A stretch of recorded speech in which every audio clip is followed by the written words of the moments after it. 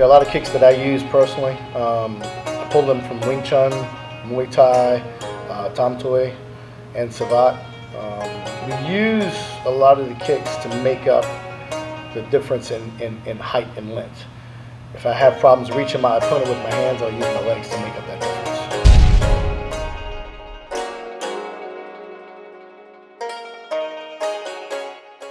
We're in our stance. We were talking about how the kicks cover distance. So, for example, round kick, he throws a jab. Allows me to cover. Notice my hands are up. He throws a right hand. Same thing. That kick could be to the leg or to the ribs. Step lead kick, same thing against the jab. Go to the inside part of the leg. All right, guys, we're doing a rear round kick to start. I'm gonna have him scarecrow. I'm using him as a target. We're painting a couple targets. Right above the knee in the nerve bundle, right to the rib, and then to the neck. Just to give you a demo, my hands are up, I'm taking a step. My shin bone is gonna be hitting those various targets. To train it and to develop the power, we're gonna use the top hands. So he's gonna angle the pads to the side, and then that's gonna allow me to get the position in. Start with your hands up, left side slightly forward. You're gonna take a step so that the weight cuts through. And as you project your body, you have to rotate on the base of your foot.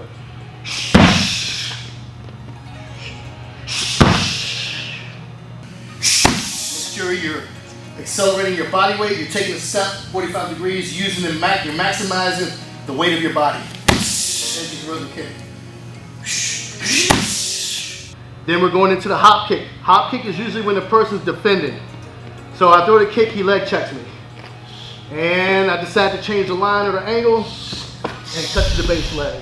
It's just like the rear round kick, but it's done in transition when the person starts to move away from you. So for example, if he's standing right here in front of me, as I throw the rear kick, he steps away from me. In mid-air, I readjust and I'm reprojecting the kick. So on pads, we're gonna step away. He's already gonna be at a distance, and we're gonna practice closing the distance with that actual kick itself. So I'm in, I'll lift, transition into the actual kick. One more time, lift, transition into the kick. All right, we can use it as bait also. For example, if I'm kicking and he keeps leg checking. Every time I kick, he lifts the leg. I bait him, change the angle, and he goes to the base leg. Switch kick, he's a little too close. He's in jab range. We're exchanging here. Switch kick to make the range. Or he does an inside kick against me, switch kick as a defense. Okay, so now we're going to the switch kick. Switch kick is done with the lead leg, and the important thing to know about the switch kick is it's only thrown when you're too close. If the person is farther away, you're doing a step kick. So let's look at, for example, I'm here, I'm doing a step kick, that goes to the inside of the leg. But if I do a switch kick at this range, he's able to counter me. So to make distance right here, I need to be able to switch my stance and accelerate that kick in. So when we do it on pads, he's at jab length away. I'm switching my stance, staying off the heel, then I'm re-accelerating that leg and pivoting on that base leg. But in real time, it's done pretty fast. Switch. Push kick against the jab, making range, or making range for jab. We're using either the lead or the rear leg. We're using the ball of the foot to hit towards the center mass of the body. Solar plexus, floating ribs, or iliac line, or navel line. My body weight's back, pushing forward with the ball of the foot.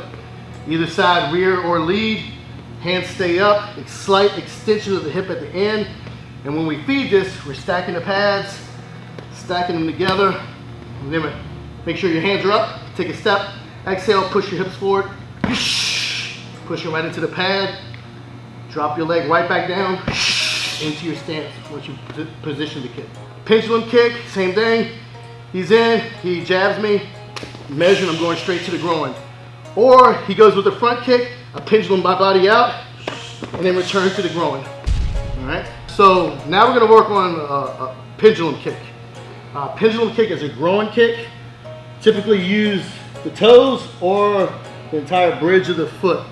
We're burying that in into the groin area. When we're working on the pads, He's backing his body away, bring that pad low towards the groin line. My body's away, my hands are up. My rear foot is replacing the lead leg, and I'm slightly tilting my head and upper torso back. That's why it looks like the pendulum. So I can gain distance in that foot. And then I'm back out. Stomp kick, right towards the knee. I can fade off of his right hand, parry, boom, crush that knee on the top. Or low line with the grab, cross, boom. So now we're doing stomp kick. The stomp kick is going to the knee. Real common in a street fight.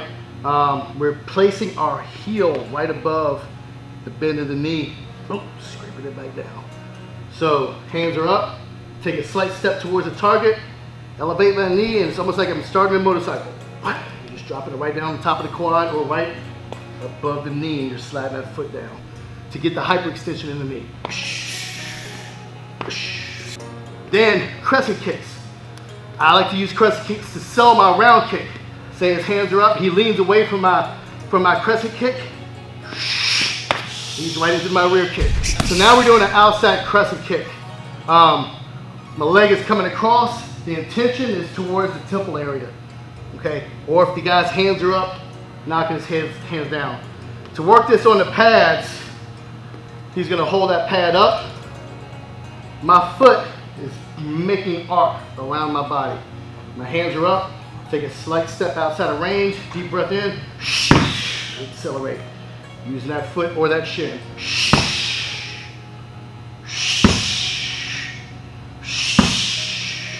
Or inside crescent to pull the leg. Boom, follow up with the hand. So if his hands are up and his guard's up, I use my actual hand to pull it open. Boom, to follow up with the Superman punch. So now we're working the inside crescent. So the arc is coming from outside the body to inside the body in a circular fashion. Height of the eyebrows. A lot of times we use it to take the hand down or just to hit the head. To feed this, he's gonna have the pad up. My hands are up. I take a step towards the target, take a deep breath in, and I'm whipping the leg around. Using the sole of the foot or the arc of the foot.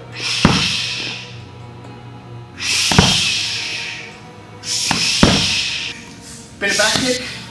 Kind of like I miss my left kick. As I do the left kick,